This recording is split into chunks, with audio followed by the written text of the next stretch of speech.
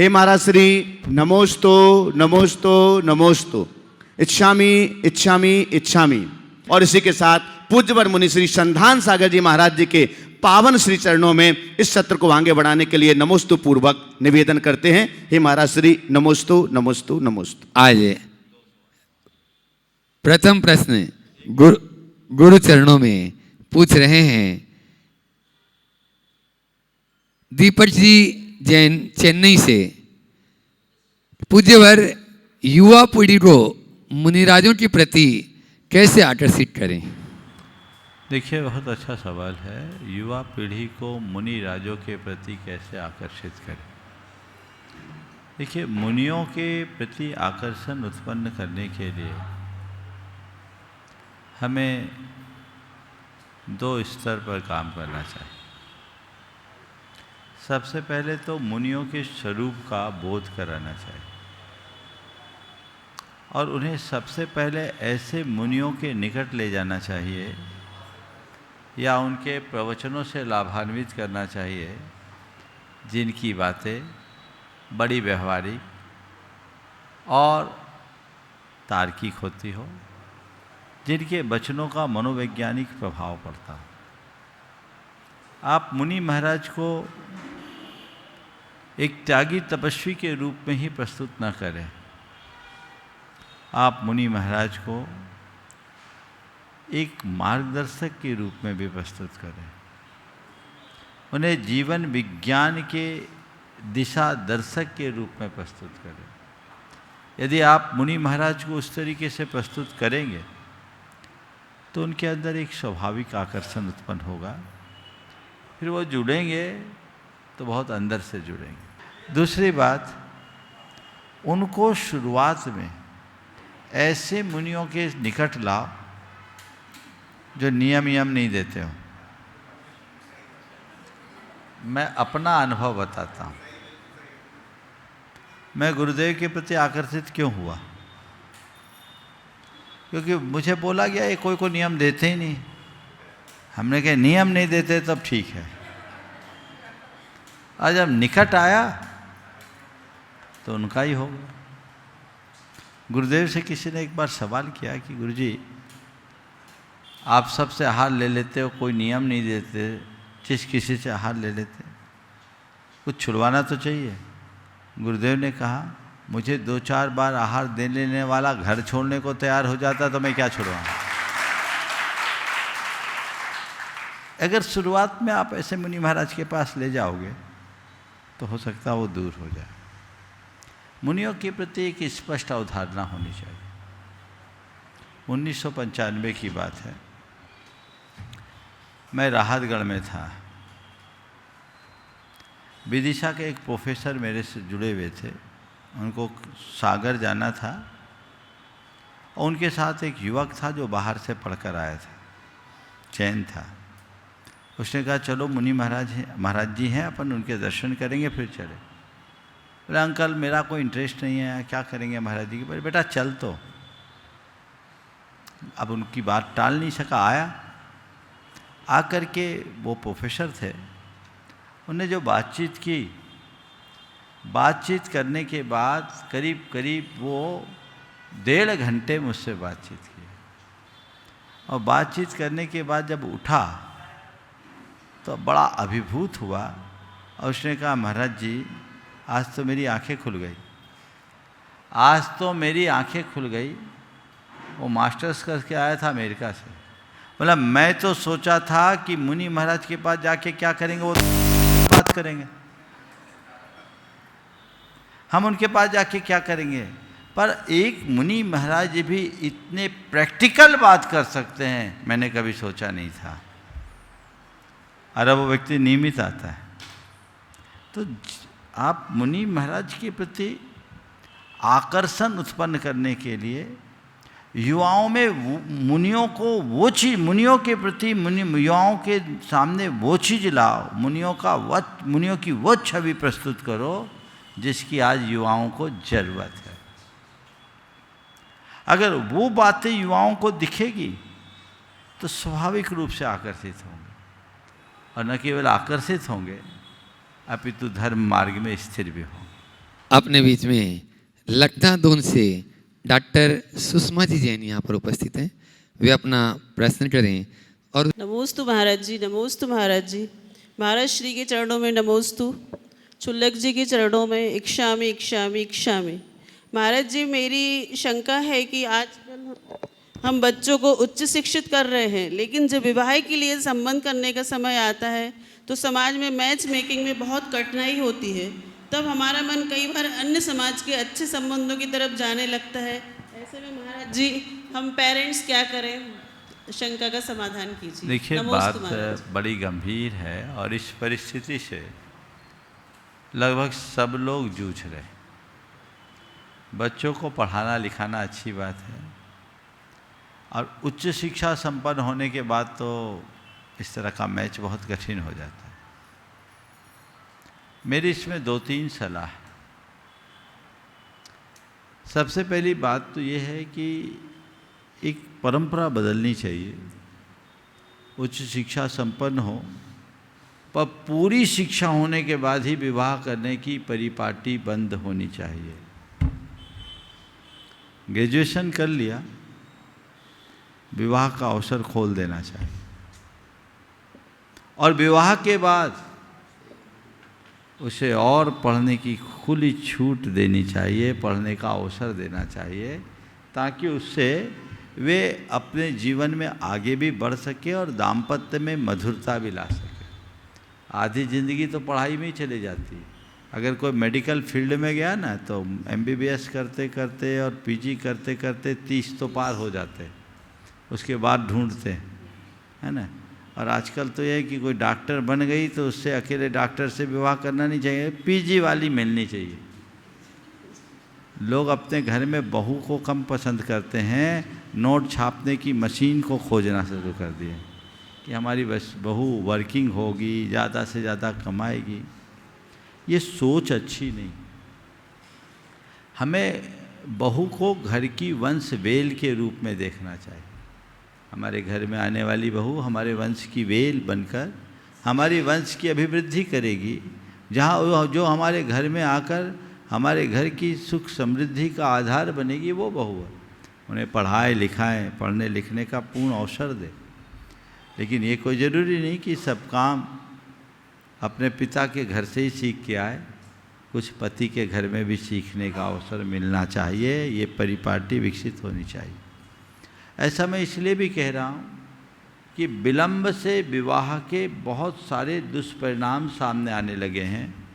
एक तो आपस में तालमेल बड़ी मुश्किल हो जाता है। हमारे शास्त्रों में कन्या को विवाह के योग्य कहा है। अब 25 साल की तो परिपक्व युवती हो जाती है, उसका ईगो क्लैश होता है, तो ढलना बड़ा मुश्किल हो जाता है। कन्याएं ढल जाती, युवतियों को ढलना बड़ा मुश्किल। और उसके बाद जब ऊपर से उसकी बड़ी अच्छी खासी पैकेज युक्त जॉब होती है ना, तो वो भी उसकी पर्सनालिटी को एक अलग रूप दे देता है। तो चीज़ें बदल जाती है, बिगड़ जाती है, हाथ से निकल जाती है। तो उसकी तरफ हमें ध्यान देना चाहिए। और दूसरा, लेट विवाह करने के कारण संतानोत्पत्ति में भी दिक्कत होती है। प्रकृति के विरुद्ध जाएंगे तो परिणाम उल्टा आएगा। दुनिया भर में इस बात पर बहस भी होने लगी।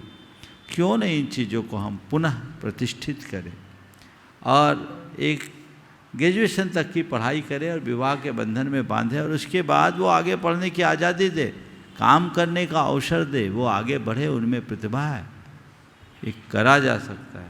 मैं ऐसे बहुत सारे लोगों को जानता हूँ। विवाह के बाद IAS बनी, मैं ऐसी भी महिलाओं को जानता हूँ। हमारे यहाँ तो आपके यहाँ उदाहरण है, सुरेश जी IAS की धर्मपत्नी डॉक्टर विमला जी विवाह के बाद पूरी पढ़ाई करके हाईकोर्ट की जज बनी ना। तो ये चीज़ें बन सकती है।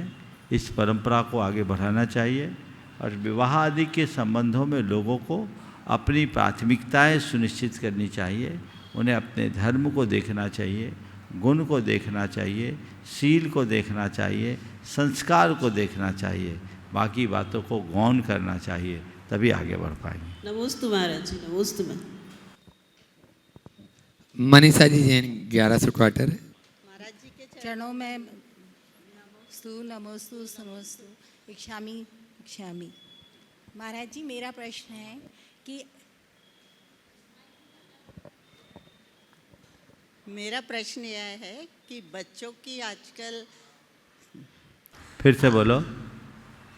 महाराज जी मेरा प्रश्न यह है कि बच्चे आजकल अपने धर्म के प्रति उतना नहीं होते हैं। बोलते हैं आपकी इच्छाओं के लिए मंदिर जा रहे हैं मम्मी, हम आपको खुश करने के लिए हम मंदिर जा रहे हैं, मतलब वो ऐसा अपने मन से नहीं जाना। बहुत सुंदर कह रही हैं आप। ऐसा ज़्यादातर बच्चे अपनी माँ से ही कहते हैं, और मैंने अनुभव किया है कि ये बच्चे बड़े धर्मात्मा होते हैं, पर उनको अपनी माँ को छेड़ने में बड़ा आनंद आता है। ज़्यादातर अनुभव मेरे पास है। अभी 3 दिन पहले ही एक बच्चे की यही कहानी थी। उसकी माँ बड़ी दुखी थी कि महाराज मुझे लगता है कि मेरे संस्कार निष्फल हो गए। बाद में मैंने उसके सामने उसके बच्चे से बात किया, जब ये बातें कही तो बोला महाराज जी आप जो कह रहे हैं बिल्कुल सही है। तो क्या होता है, माताएं बच्चों से कुछ ज़्यादा अपेक्षाएं रखती, तो उस अपेक्षा में बच्चों को भी फिर आर्गुमेंट करने की आदत हो जाती है। आप तो मैं कहता हूँ कि अगर बच्चे ऐसा कहते हैं कि हम आपकी खुशी के लिए कर रहे हैं, तो अपने आप को खुश नसीब मानो। कम से कम बच्चे हमारी भावनाओं का तो ख्याल रख रहा है। जो बच्चे माँ बाप की भावनाओं के ख्याल रखने वाले हैं, समझ लेना उन बच्चों के संस्कार अच्छे हैं, वो कभी भटकेंगे नहीं।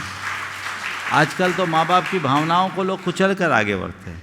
तो बेटा ठीक है, मुझे खुशी है कि तुम हमारे खुशी के लिए जा रहे हो, लेकिन मुझे उस दिन और खुशी होगी जिस दिन ये खुशी तुम्हारी अपनी खुशी हो जाएगी। बस इतनी सी बात उसमें मेंशन कर दीजिए, जीवन बदल जाएगा। और ऐसे बच्चों को हम लोगों की तरफ से जो कमी है, वो सबसे बड़ी कमी ये है कि हम बच्चों को धर्म सिखाते हैं, उनके हृदय में धर्म जगाते नहीं। हमें बच्चों को धर्म सिखाने की जगह उनके हृदय में धर्म जगाने का प्रयास करना चाहिए। यदि बच्चों में हमने धर्म जगा दिया तो हमारे जीवन का काया पलट हो सकता है। ये प्रयास करें। बंधु अपने बीच में आज वैशाली नगर भिलाई से चिरंजीवी काला, जो यहाँ एक बहुत बड़े स्तर पर एक परवरिश नाम से एक प्रोग्राम हुआ न्यूज़ 18 के MP और छत्तीसगढ़ के, इनका वहाँ लेक्चर भी हुआ। एक बार जोरदार ताली बजा दीजिए। और मैं चाहूँगा यहाँ की कमेटी वहीं पहुँच जाएं, अपने मनोज सोनू भाई और अरविंद जी आ जाएं और यहीं वहीं पर उनका स्वागत भी कर दें। महिलाओं में सुधा जी। नमस्ते महाराज जी, इच्छामी शुल्क जी।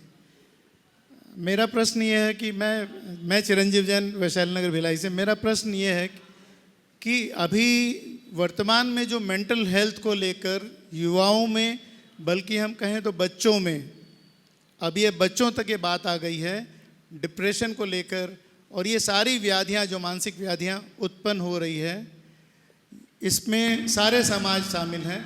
और देखा जाए तो हम भाग्यशाली हैं कि भारत एक युवा देश है। हमारी 65% आबादी 35 साल से नीचे की है।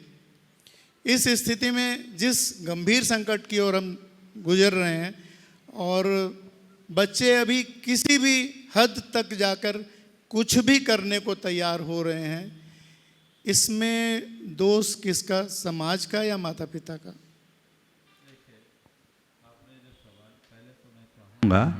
एक बार चिरंजीवी जी का जोरदार सम्मान कर दीजिए, आप लोग कर दीजिए। अच्छी बात है। इन्होंने पेरेंटिंग के क्षेत्र में काफ़ी अच्छा काम किया है और निरंतर काम कर रहे हैं। और कल भी इन्होंने एक प्रस्तुति दी, कल भी ये मेरे पास आए थे, कुछ परामर्श भी लिया था। आज आपने जो सवाल उठाया, हम इसकी जड़ में जाएं। इसकी वजह क्या है? इसकी सबसे बड़ी वजह है कि हमने बच्चों से उनका बचपना छीन लिया। बच्चों का जो भावनात्मक विकास होना चाहिए वो नहीं हुआ। और जब व्यक्ति भावनात्मक रूप से रुग्ण होते हैं और बौद्धिक रूप से प्रखर हो जाते हैं, तो इस प्रकार की समस्याएं सामने होती। माँ बाप को चाहिए कि बच्चों के साथ उनका बचपना लौटाएं, उन्हें भावनात्मक रूप से अपने साथ जोड़े। माँ बाप का भावनात्मक रिलेशन होना चाहिए बच्चों से। और बचपन में बच्चों को आजकल, पहले तो खेल कूद के लिए पूरा मोहल्ला मिलता था, अब घर में कोई नहीं, अकेला एक ही बच्चा है। अब दिन भर क्या करे, पिताजी अपने काम में व्यस्त, माँ अपने काम में व्यस्त, घर में अब कोई नहीं पे, भाई बहन, अब तो भाई को बहन नहीं है, बहन को भाई नहीं, एक ही सिंगल। तो इससे बच्चे जितने भी हैं वो सब आत्मकेंद्रित होते जा रहे हैं और वह इस तरह की विकृतियों को जन्म दे रहा है। तो अब मैं कहूँगा भी तो वो पुराना माहौल तो लौटना संभव नहीं है, लेकिन एक काम हो सकता है कि माँ बाप अपने बच्चों के साथ कुछ पल के लिए बच्चे बनने की शुरुआत करें। मुझे याद है, मैंने बचपन में देखा है कि कोई बच्चा अपने पिता घोड़ा बन रहा है और बच्चा उनकी पीठ पर चल करके चल रहा है, चल घोड़ा चल। हो सकता आप लोगों ने भी देखा होगा और ऐसा अनुभव भी किया होगा, या ऐसे भी लोग हैं जिनने अपने बच्चे के लिए खुद को घोड़ा बनाया होगा, और ऐसे भी लोग होंगे जो माँ बाप को अपने घोड़ा बनाकर उन पर सवारी की होगी। की है कि नहीं, बोलो। हमारी पीढ़ी तक था। तो ये है अपनत्व, आज वो खो गया सब चीज़ों में। जब अंदर का स्नेह खत्म हो जाएगा, हमारे संबंध स्नेह सिक्त नहीं होंगे, तो जीवन कैसे बदले। जीवन को बदलने के लिए, जीवन को संवारने के लिए मूलभूत तत्वों की जरूरत है। हम सब चीज़ों की बात कर रहे हैं, भावनात्मक विकास को उपेक्षित कर रहे हैं। इसकी जरूरत है जिस पर हमें पूरा ध्यान देना चाहिए। पढ़ाई लिखाई की इससे ज़्यादा जरूरी इसकी, भावनात्मक रूप से उन्हें हम पूर्णतः पुष्ट करें, मजबूत बनाएं, और इसके साथ उनको आध्यात्मिक रूप से भी सुदृढ़ करें। तब उसका नैतिक चारित्रिक विकास होगा, और फिर ऐसा व्यक्ति जो निकलेगा तो अपने आप में परिपक्व बनकर निकलेगा, प्रखरता के साथ जीवन जिएगा। तो हमें ये दिशा ध्यान में रखना। एक प्रश्न और था, अभी जो अब रिवर्स पेरेंटिंग एक शब्द आ गया है कि जो वृद्ध हो चुके हैं वो फिर बालक हो जाते हैं, तो क्या अभी के युवाओं का दायित्व नहीं बनता कि अपने वृद्ध माता पिता की पेरेंटिंग जैसी उनकी हुई थी वैसी करें? बहुत अच्छा सवाल किया। इस विषय में मैं दो बातें कहूँगा। मैं बच्चों को भी कहूँगा और घर के बुजुर्गों को भी कहूँगा। पहले मैं बुजुर्गों से शुरुआत करता हूँ, क्योंकि ये समस्या पहले कम थी, अब ज़्यादा हो गई। बुजुर्गों से मैं ये कहूँगा, हमारे यहाँ कहावत है, बारे बूढ़े एक समान। बुंदेलखंड में कहावत है, बारे बूढ़े एक समान। बाल और वृद्ध एक समान होते हैं। बुढ़ापा बचपन का पुनरावर्तन है। बच्चों के बाल उगे नहीं होते, बूढ़ों के बाल बचे नहीं होते। बच्चों के दांत निकले नहीं होते और बूढ़ों के दांत बचे नहीं होते, है ना। बच्चों में बुद्धि नहीं होती और बूढ़ों में धैर्य नहीं होता। बच्चों में बुद्धि नहीं होती, बूढ़ों में स्मृति नहीं होती। बच्चों में भी शक्ति नहीं होती और बूढ़ों में भी सत्व नहीं होता। तो बहुत सारी चीज़ें, बच्चे भी किसी के सहारे चलते हैं तो बूढ़ों को भी सहारे की ज़रूरत होती है। तो मैं कह सकता हूँ, बुढ़ापा बचपन का पुनरावर्तन है। तो बुढ़ापा लौटा है, तो चले पहले बच्चों की बात कर देता हूँ। बुढ़ापा लौटा है, वो दोबारा बचपन आया है। तो हमें चाहिए, जो बच्चे हैं उन्हें चाहिए कि ये सोचे कि मेरे घर में एक बच्चा और आया है। अभी कुछ दिन पहले की बात, एक सज्जन जो मुझसे बहुत जुड़े हुए हैं, दिल्ली में रहते हैं, उनके पिताजी वो विस्मृति के शिकार, स्मृति भ्रम जो डिफेंसिया होता है, उसके शिकार थे। तो उन्होंने, उनका पोता भी था और उनके पिताजी भी थे। उन्होंने कहा, महाराज जी अभी हम अपने घर में 2 बच्चों का पालन कर रहे हैं। हमने कहा क्या कह रहे भाई, पोता तो एक ही, ट्विंस हुआ क्या? बोले नहीं महाराज जी, मेरा पोता जैसे बच्चा है, आज हमारे पिताजी की भी वही दशा हो गई महाराज जी। उनको कुछ शुद्ध ही नहीं रहता, उनको हमें समझाना पड़ता है और हम बहुत केयर करते हैं। तो ये समझ होनी चाहिए। किसी के साथ भी किसी तरह की स्थिति हो सकती है। तुम जिस बच्चे को पाल रहे हो उस पर तुम्हारा उपकार है, लेकिन जो तुम्हारे माँ बाप है उन पर तुम्हारा कोई उपकार नहीं, तुम्हारे ऊपर उनका अनंत उपकार है। तुम्हारा रोम रोम उनके उपकारों से दबा पड़ा है। तुम्हें उनके प्रति कृतज्ञ होना चाहिए, उनके उपकारों का ऋण चुकाने का प्रयास करना चाहिए, उनके प्रति बहुत सजग होना चाहिए, तब हम उनके लिए कुछ कर सकेंगे। ये प्रयास करना चाहिए। तो हर माँ बाप के प्रति बच्चों को पूरी तरह से समर्पित होना चाहिए और उनकी सेवा करने का प्रयास करना चाहिए। और मैं तो जब बोलता हूँ, जब मेरे पास कोई युवा दंपति आते हैं और साथ में उनके बच्चे आते हैं ना, तो उन्हें देखकर मैं उन्हें एक ही बात कहता हूँ कि आज तुम इस बच्चे का पालन कर रहे हो ना, कितनी कठिनाई में कर रहे हो, बस इतना ख्याल कर लेना कभी मेरे माँ बाप ने भी मुझे इतनी ही कठिनाइयों में पाला है, मेरे माँ बाप ने भी कभी इतनी ही कठिनाइयों में पाला। आज तो साधन बढ़ गए, तुम डायपर लगा के बच्चे को आराम से घूमते हो। पुराने समय में तो तुमने न जाने कितनी बार माँ बाप की गोद गीली की, उनके कपड़े ख़राब किए, उनके बिस्तर गीले किए, लेकिन उसके बाद भी उन्होंने बड़े प्रेम और आत्मीयता के साथ खुद की सफाई बाद में की, तुम्हारी सफाई पहले की। तो उनके प्रति कृतज्ञ बनो। जब ऐसा भावनात्मक दृष्टिकोण होगा तो जीवन बदलेगा। अब मैं आता हूँ बड़े बुजुर्गों के लिए। मैं उन सब से कहता हूँ, हमारे यहाँ जो आश्रम की व्यवस्था की गई, ब्रह्मचार्य आश्रम, गृहस्थ आश्रम, वानप्रस्थ आश्रम और संन्यास आश्रम, तो वानप्रस्थी बनने की कोशिश कीजिए। आप बुढ़ापे के दहलीज पे पाँव रखते ही सावधान हो जाइए और एक बात तय कीजिए कि अभी तक मैं जो जिया वो दुनिया के लिए जिया, अब मैं अपने लिए जीऊँगा। एक सज्जन थे जो हमेशा हमारे साथ, बाबा जी थे, शांतिलाल जी बाबा जी, वो कहते थे कि जिस दिन बाप के चप्पल बेटे के पाँव में आ जाए, बाप की चप्पल बेटे के पाँव में आ जाए, उस दिन बाप को समझ लेना चाहिए मेरे घर को संभालने वाला दूसरा आ गया, अब मुझे अपने आप को संभालना है। ये दृष्टिकोण आध्यात्मिकता की तरफ मोड़िए, धर्म, ध्यान, समाज सेवा और आत्मकल्याण के मार्ग में लग जाइए।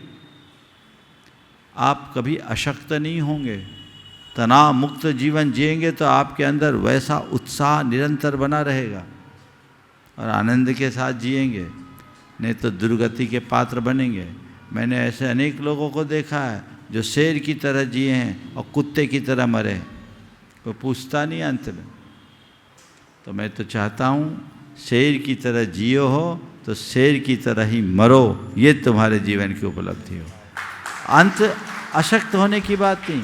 आज बड़ी प्रसन्नता हो रही मुझे इस बात का उल्लेख करने में कि आज कटनी के अपने भक्त परम पूज्य गुरुदेव के प्रति बहुत समर्पित रहे। मेरे प्रति उनका व्यक्तिगत बड़ा प्रगाढ़ अनुराग, पूरे परिवार का अनुराग। संतोष जी मालगुजार, कल भी मैंने जिनकी चर्चा की थी,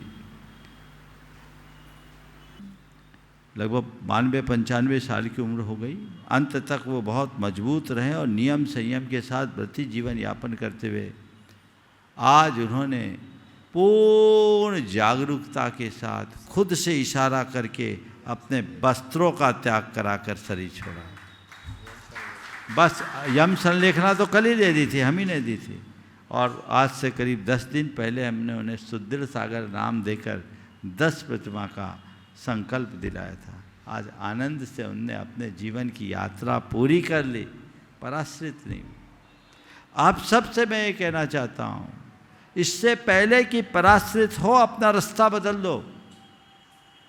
केवल मोह में आप लोग जीते हो और अपनी दुर्गति कराते हो। मेरा बेटा, मेरा बहू, मेरी बेटी, मेरा नाती, मेरा पोता, क्या है? तुम्हारा शरीर भी तुम्हारा नहीं, तुम्हारी आत्मा है, इसका भी तो ध्यान रखो। उसकी तरफ फोकस रखोगे तो कभी कठिनाई नहीं होगी। संतान को चाहिए कि माँ बाप के प्रति समर्पित रहे और माँ बाप को चाहिए किसी से कोई अपेक्षा न रखे और किसी के सहयोग की नौबत ही ना आने दे। पहले ही रास्ता बदल दे तो रास्ता ठीक। नमस्ते महाराज जी, नमस्ते।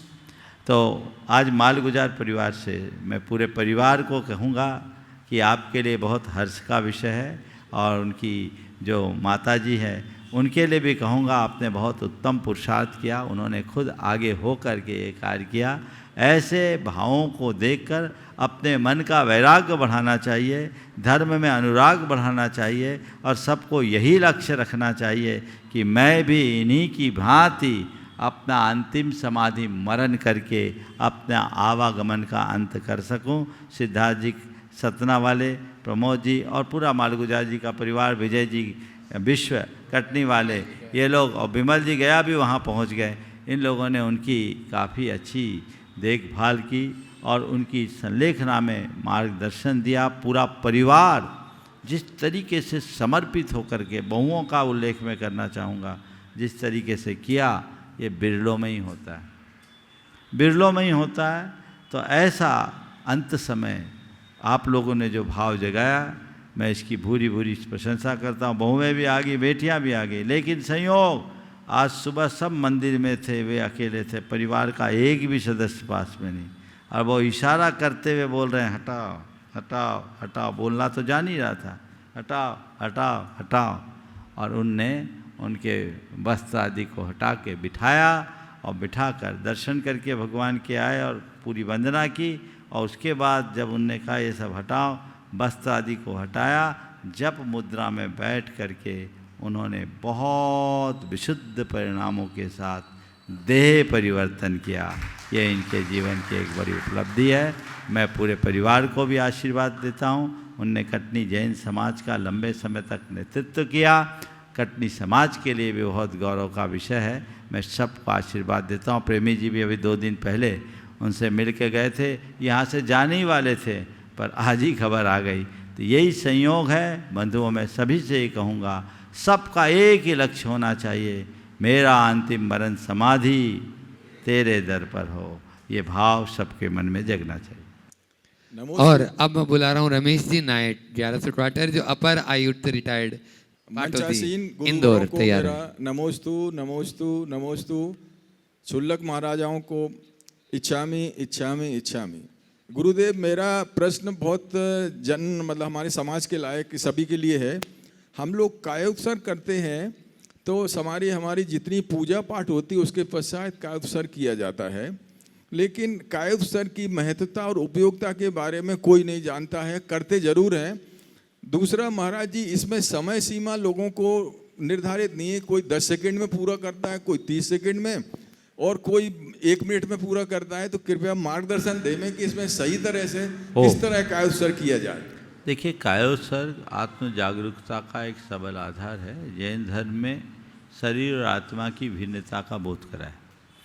तो काया में रहते हुए काया के ममत्व का त्याग करना कायोत्सर्ग है। काया का उत्सर्ग यानी काया के ममत्व का त्याग। मैं शरीर में रहते हुए भी देह भाव से मुक्त हो जाऊं, ये हमारा एक अभ्यास है तो कुछ पल के लिए। तो एक कायोत्सर्ग होता है 27 उच्छ्वास का। 27 उच्छ्वास अगर हम श्वास लेके छोड़े 27 बार, तो हमारा एक कायोत्सर्ग होता है। उसमें 9 बार नमोकार महामंत्र जपने में ये पूरा हो जाता है। श्वास लेते समय नमो अर्हंतानम, छोड़ते समय नमो सिद्धानम, श्वास लेते समय नमो आयरियानम, छोड़ते समय नमो वज्रयानम, श्वास लेते समय नमो लोए और छोड़ते समय सब साहुनम। तो इस प्रकार से एक बार नमोकार मंत्र लेने पर पूरा नमोकार हो जाता है। तो हम 3 बार श्वास लेते हैं और छोड़ते हैं तो एक बार नमोकार होता है।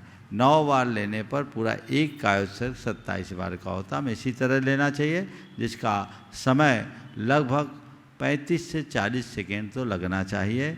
सामान्य श्वास में गहराई से ले तो लगभग 50 सेकेंड लग सकता है। और हड़बड़ करने वाले तो नेक करते हैं, फटाफट फटाफट आधा बोलते हैं आधा खाते हैं, वो उचित नहीं। नमोस्तु महाराज जी, नमोस्तु। अपने बीच में आज बाबूलाल जी पाटोदी के सुपुत्र सौरभ जी पाटोदी मंत्री, पौत्र सौरभ जी पाटोदी मंत्री गोमटगिरी इंदौर से, एक बार जोरदार ताली बजाइए। गुरुकुलम के महामंत्री अनुभव जी सराफ और इंद्रजीत जी यहाँ पर सतभैया उपाध्यक्ष विद्यासागर प्रबंध विज्ञान संस्थान, वे आ जाएं और सौरभ जी पाटोदी का सम्मान करें। आप लोग जोरदार ताली से एक बार फिर से सम्मान कर दें। सौरभ भाई अपना प्रश्न करें, उसके बाद में आज अपने बीच में रांची से कुलपति आर के जैन साहब यहाँ पर, आर के सिंह साहब यहाँ पर उपस्थित हैं, वो उनको माइक देंगे और वो आगे की अपने पूरे प्रश्न फिर वही पूछेंगे। हाँ, सौरभ भैया। नमस्ते गुरुदेव। गुरुदेव, मेरा प्रश्न ये है कि जैसा कि हमें बड़े लोगों ने बताया और हमने अपनी धर्म की किताबों में पढ़ा कि जब तीर्थंकर मोक्ष सिद्ध हुए थे तो उनकी लंबाई 50 फीट, 60 फीट, 100 फीट हुआ करती थी, तो वो शिखर जी की टोक पे कैसे पहुंचे और कैसे सिद्ध हुए? उस समय पहाड़ भी ऊंचा था भैया। ये अवशिष्ट पहाड़ है। अवशिष्ट पहाड़ कहलाता है जो पुराना मोड़दार पहाड़ घिस घिस के छोटा हो गया, वो अवशिष्ट पहाड़। झारखंड की उस पूरी पहाड़ी को अवशिष्ट पहाड़ की श्रेणी में लिया जाता है। और मोड़दार पहाड़ में हिमालय जैसा पहाड़ है, तो हो सकता है पहले शिखर जी हिमालय जैसा रहा होगा। अच्छा है, थोड़ा नीचा हो गया तो कम से कम वंदना हो जाती है, नहीं तो मामला गड़बड़ हो जाता।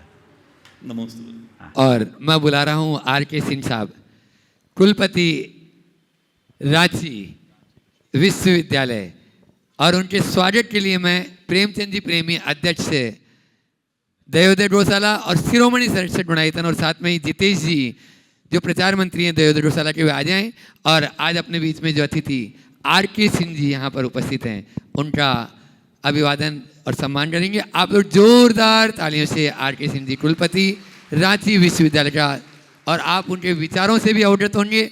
अभी आप देखेंगे कि किस तरह से वे मुनिश्री से पहले भी उनको एक पूरा सत्र भी मिला है और वे आज भी अब संकट समाधान, क्योंकि प्रश्न तो बहुत हैं लेकिन उनको इंतजार करना पड़ेगा। यदि समय बचेगा तो मैं बुलाऊंगा। अभी आर के सिंह जी को पूरा सत्र अपन उधर दे रहे हैं। गुरु चरणों में नमस्तु नमस्तु नमस्तु।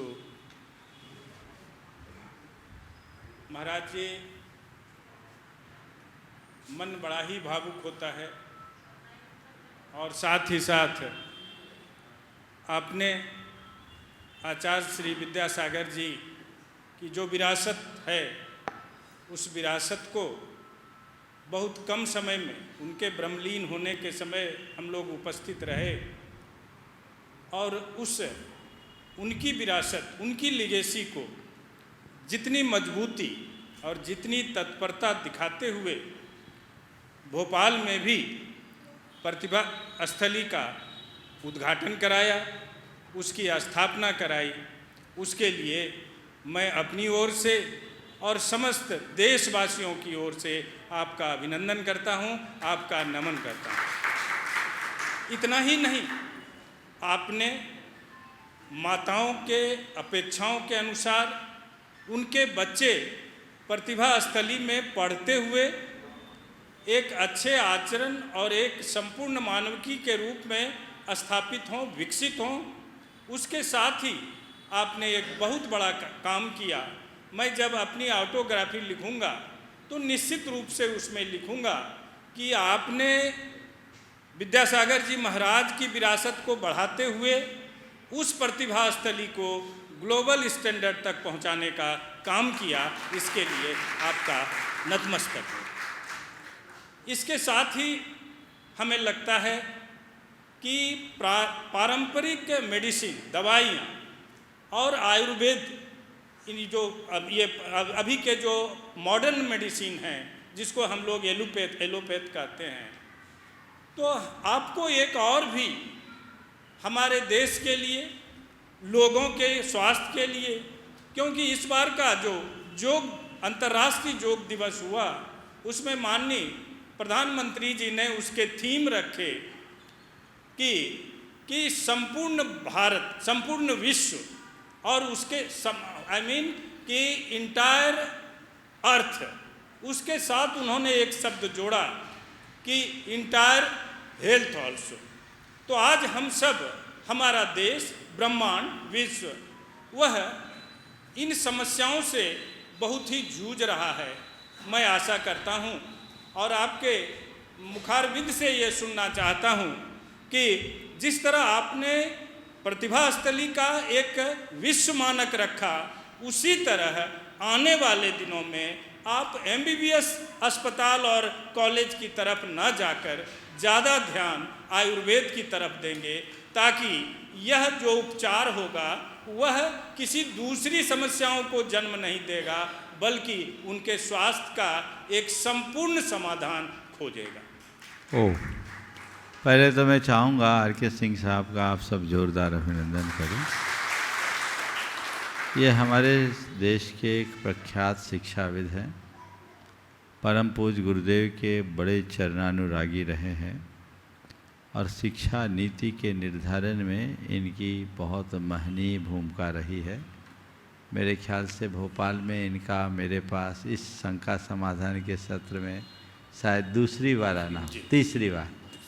बहुत अच्छी बात है। आज आपने जो बात कही, एक बात का संशोधन मैं चाहूँगा।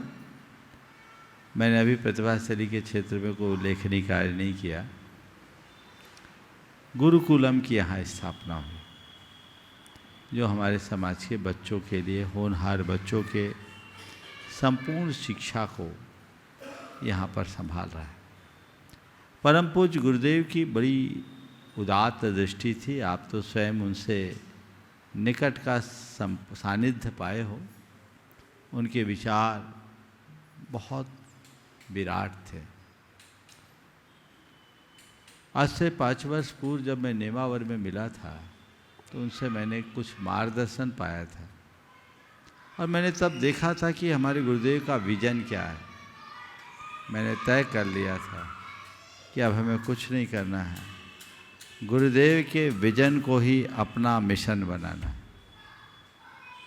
हमने उस समय उनसे आशीर्वाद लिया था इस शिक्षा के क्षेत्र में कुछ अच्छा कार्य करने का, लेकिन चूंकि एक कार्य गुणायतन का चल रहा था बृहद पैमाने पर, तो मैंने ये सोच करके उसको थोड़ा सा ढीला रखा था कि एक काम पहले पूरा हो जाए, उसके बाद देखूंगा। लेकिन जब अचानक गुरुदेव की समाधि हुई तो मेरे मन में आया, मैं गुरुदेव के सामने खड़ा होता तो उन्हें बहुत प्रसन्नता होती। अब चलो, अब हमें सर्वोच्च प्राथमिकता इस कार्य को देनी। और मुझे बहुत प्रसन्नता है कि गुणायतन के लोगों ने इसे हाथों हाथ लिया और पिछले साल इंदौर के अपने राष्ट्रीय अधिवेशन में तय कर लिया कि हमें अब शिक्षा के क्षेत्र में अधिकतम काम करना है और पहले साल में 5 बड़े स्थानों में इसकी शुरुआत करने की योजना बनी, जिसमें इंदौर में हम शुरुआत करा के आए। थोड़ी वहाँ अभी ज़रूरत है, समय लगेगा, भूमि आदि हस्तगत हो गई, लेकिन बनने में देर लगेगी।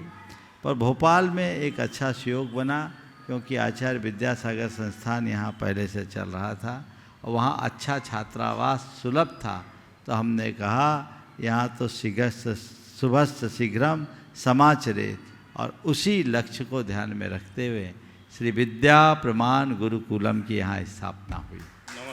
इस विद्या प्रमाण गुरुकुलम में वर्तमान में 180 छात्र पूरे देश भर से आए हैं और ये सब के सब मेधावी छात्र हैं। 1462 बच्चों में से 180 का चुनाव 4 प्रकार की स्क्रीनिंग के माध्यम से हुआ और ये सारे बच्चे 6वीं, 7वीं, 11वीं, 12वीं और सीए फाउंडेशन के बच्चे हैं, जिनमें 6वीं, 7वीं, 11वीं के और 12वीं के बच्चों को सेज इंटरनेशनल में पढ़ाई कराई जा रही है और 11वीं, 12वीं और सीए फाउंडेशन के बच्चों को यहाँ का एक बहुत अच्छा इंस्टीट्यूट है रचना पारख का एपीटी, वहाँ उनको शिक्षा दी जा रही है और ये पूरी 100% स्कॉलरशिप पे बच्चे आ गए। इनके लिए कोई शुल्क नहीं। ये सब समाज के गुणायतन के पहल पर समाज के सहयोग से हो रहा है। ये अपने आप में एक बहुत बड़ा अनुकरणीय उदाहरण है और इनका लक्ष्य है इन बच्चों को केवल 12वीं तक नहीं, इनकी संपूर्ण शिक्षा गुरुकुलम की तरफ से कराई जाए। ये अपने आप में ये अभी शुरू हुई है, अभी 5 खुलना है। भोपाल इसमें आगे आया और हमारी तो आपसे पहले भी चर्चा हुई थी। हम तो चाहते हैं कि भोपाल में गुरुकुलम से शुरुआत हुई है तो भोपाल और आगे बढ़े, विश्वविद्यालय तक पहुँचे और उसकी भी रूपरेखा बन रही है। अगर सब कुछ ठीक रहा तो हो सकता है बहुत जल्दी भोपाल में एक ऐसा समृद्ध विश्वविद्यालय भी आपको सबको देखने को मिल सकेगा, जहाँ हमारे बच्चे पूरी तरह पक कर तप कर निखर कर बाहर निकलेंगे और वो हमारे समाज के रतन बनेंगे, आइकॉन बनेंगे। ये हमारा लक्ष्य है। इसी दृष्टिकोण से इसकी शुरुआत की गई। और ये भोपाल वालों का तो योग भी इसीलिए बना। मैं आया तो थोड़े दिन के लिए था, एक पंच कल्याणक के निमित्त, लेकिन निमित्त पर निमित्त बनता गया और आज आपके लिए चातुर्मास मिल रहा है ना? चातुर्मास मिल रहा है भोपाल में, ये चातुर्मास। अब भोपाल में चातुर्मास के बाद वहाँ चूँकि मैं 2 महीना रुक गया था, सब लोग महाराज हम लोग वंचित रह गए, हमारे यहाँ आए नहीं। हमने कहा भैया ठीक है देखते हैं। हम निकल कर के आए तो यहाँ शहर के सब लोग चाह रहे हमें चातुर्मास मिले। और 1100 वाले तो और कह रहे महाराज, आज भी कह रहे थे महाराज कैसे ही हो जाए। एक बहन ने तो कहा महाराज जी, खड़ी बैठी यहाँ, भावना की बात है, महाराज हम अपना घर पूरा खाली कर देंगे, आप तो चातुर्मास कर लो। मनीषा बैठी, आप पूरा चातुर्मास कर लो। हमने कहा तुम लोगों के दिल में बहुत जगह है, घर खाली करने की ज़रूरत नहीं पड़ेगी। और यहाँ पूरी टीम लगी। अभी भी मनोज भाई मुझसे कह रहे थे महाराज आप तो कैसे चातुर्मास कर लो। मैं सबसे ये कहना चाहूँगा पूरे भोपाल वालों को, हमारा चातुर्मास भोपाल में होगा और हम जहाँ रहेंगे वहाँ पूरा भोपाल रहेगा। हम किसके लिए चातुर्मास कर रहे हैं? भोपाल के लिए नहीं, किसके लिए? गुरुकुलम के लिए। तो इसलिए अब हम कर दे औपचारिक घोषणा, हाँ कर दे रहे हैं। अब अपने मुंह से नहीं कह रहे, तैयारी अपनी कर रहे हो, सो करते रहो। सबको पता है, अपने मुंह से कहे जो है सो है, सब है, आप अपनी तैयारी कर ही रहे हो। लेकिन सबको पता है, बिना कहे भी बहुत सारी बातें पता रहती है, समय से पहले कह देने में फंसने की बात आ जाती है। और हमारे गुरुदेव ने हम लोग सिखाया बेटा कहना सब पर फंसना मत, बचने का रास्ता निकाल के रखना। और आप लोग बहुत समझदार हो, बिना कहे ज़्यादा जान लेते हो, इसलिए आप कहने की ज़रूरत नहीं है। आप जो अपने स्तर पर अपनी तैयारियां कर रहे हैं वो तैयारियां करते रहें। अभी सिंह साहब ने जो बात रखी चिकित्सा के क्षेत्र में, गुरुदेव ने पूर्णायु जैसे प्रकल्प को देकर इस क्षेत्र में बहुत क्रांतिकारी काम किया। हम लोगों को इस दिशा में प्रयास करना चाहिए। पर मैं तो एक कदम और आगे जाना चाहता हूँ। हम चिकित्सा के लिए काम करें सेकेंडरी है, लोगों को स्वस्थ रखने के लिए काम करें ये प्रायोरिटी है। हम भावना योग करें, बीमारी नहीं पड़े, शुद्ध सात्विक जीवन शैली अपनाएं, खान पान पर नियंत्रण रखें, आधी बीमारी खत्म। जितनी भी लाइफ स्टाइल डिजीज है वो खान पान की शुद्धि से दूर हो सकती है। लोगों में अलग जगाइए। ज़्यादातर लोग या तो लाइफ स्टाइल डिजीज से अथवा स्ट्रेसफुल लाइफ स्टाइल के कारण, वो भी लाइफ स्टाइल ही है, ये बिगड़ी हुई जीवन शैली आपके जीवन को शारीरिक और मानसिक रूप से कमज़ोर कर रही है और आपकी चेतना को विकृत कर आपका चैतसिक स्वास्थ्य भी बिगाड़ रही है।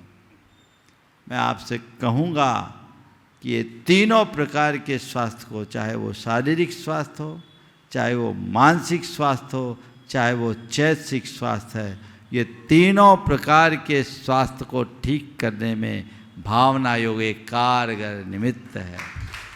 हम योग की परंपरा को आगे फैलाएं। बीमारी के बाद चिकित्सा करें, वो भारतीय पद्धति से करें, पर बीमारी ही ना आए, पहला प्रयास तो ये करें ना। हमारे लोग पहले ज़्यादातर स्वस्थ रहते थे क्योंकि सभी की जीवन शैली उसी अनुरूप रहती थी। आजकल जीवन शैली बिगड़ गई, बदल गई, इसलिए मामला गड़बड़ हो रहा है। हम उस दिशा में भी अलग जगाएं और लोगों को आगे बढ़ाएं। बहुत बहुत आशीर्वाद। हाँ, यहाँ के अध्यक्ष से सुरेश संजीव सुपुत्र मनोज जी सोनू भाई वे आएंगे और गुरु चरणों में पूरी टीम ही आ जाए। नमोस्तु नमोस्तु नमोस्तु। गुरुदेव, 2 निवेदन करना चाहूँगा। एक तो बारंबार चतुर्मास आपका 1100 क्वार्टर में ही हो, अच्छे से हो, बहुत अच्छा है, नहीं तो भावनाएं आप हमारी समझते हैं। दूसरा निवेदन गुरुदेव, आप आज आहार करके आए थे, तब आपने नीचे हमसे कहा था कि 50-50 है, आज मैं विहार करूंगा, तब से ही मन व्याकुल है। मेरा नम्र निवेदन है गुरुदेव, चौमासे का चतुर्मास का तो आप जब कहेंगे कहेंगे, लेकिन जब तक भी हो 2 दिन 4 दिन 5 दिन आपका सानिध्य और हमको मिलता रहे, इसके लिए निवेदन कर। अल्लू भाई महाराज जी, आपने बोला था 1100 का पुण्य बहुत ज़्यादा है, बहुत ज़्यादा है महाराज ओ जी, कम क्यों कर रहे हो? देखो भैया, मैं तो कुछ बोल ही नहीं रहा हूँ, तुम ही लोग गुना भाग लगा रहे हो। मैंने कह तो दिया, अगली सूचना तक यहीं हूँ, तो बस सूचनाओं पर ध्यान रखना, ठीक है। चलिए आज के गुरुदेव के चरणों में सादर नमोस्तु नमोस्तु नमोस्तु। शुल्लक जी को इच्छामि इच्छामि इच्छामि। गुरुदेव, मेरा मन में बहुत ये बार बार प्रश्न उठता है कि हम लोग जाने अनजाने में निरंतर पाप करते रहते हैं। इसके लिए आपने बताया था कि प्रायश्चित हमारे जैन धर्म में है। गुरुदेव, हम संकोचवश आपके सम्मुख अपनी बात नहीं कर पाते हैं, तो आपसे हम ये चाहते हैं कि आप कृपया समाज को संदेश दें कि इस स्थिति में हम लोग क्या करें।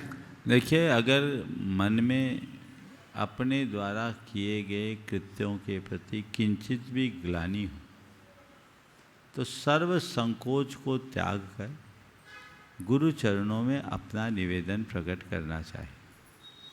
पर हर किसी को अपना गुरु मत बनाना, उनके ही पास जाकर अपना हृदय खोलना जिनका हाजमा अच्छा हो। हमारे यहाँ आचार्य को प्रायश्चित प्रदाता बताया और आचार्य के गुणों में एक गुण बताया, अपरिश्रावी, यानी सुन तो लेगा पर निकल नहीं पाएगा। तो जो बहुत गंभीर हो उनके चरणों में जाकर अपना निवेदन प्रस्तुत करोगे तो सारे कार्य हो जाएंगे। समय आप सबका हो गया, यहीं पर विराम। बोलिए परम पूज आचार्य गुरुवर श्री विद्यासागर महाराज की।